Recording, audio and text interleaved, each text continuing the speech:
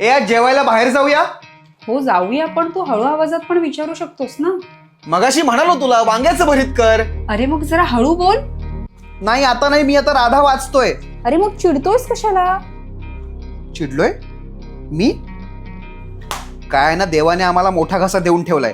जे काही बोलतो ते मोठ्या आवाजात बोलतो. मग लोकांना वाटतं की आम्ही त्यांच्यासोबत रागाने, चिडून किंवा ॲरोगंटली बोलतोय.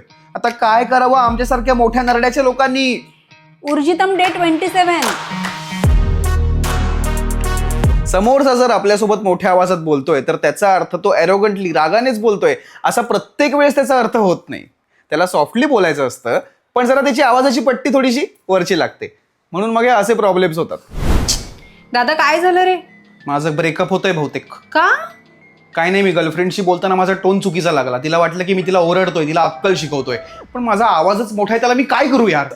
माणूस मनाने चांगला आहे हो, फक्त बोलताना जरा त्याचा भोंगा होतो. अगं माझा फक्त आवाज मोठा आहे, तुला माहिती आहे ना. मी इमॅच्युअर आणि अनप्रोफेशनल नाही आहे. अगं प्लीज प्लीज सॉरी, माफ करणार मला प्लीज. अरे मित्रा, ती तुझ्यावरती चिडणारच ना, कारण आजकाल असा मख्ख चेहरा ठेवून एकदम छान हळू आवाजात सोफिस्टिकेटेड बोललं तर आपण मॅच्युअर्ड असतो, पण असं मस्तपैकी दिलखुलास बोललो तर मग आपण इमॅच्युअर ठरतो. असं समाज आता सध्या आपल्याला जज करतंय.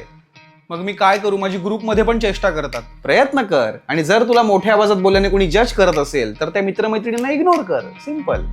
आपला आवाज मोठा असतो, आपल्याला मनात माहिती असतं की आपल्याला काय प्रकारे कोणत्या टोननी बोलायचंय, पण जरा आपण चुकतो, म्हणून आपण मनाने वाईट नाही होत. आज तू परत भेंडीची भाजी केलीस? काय?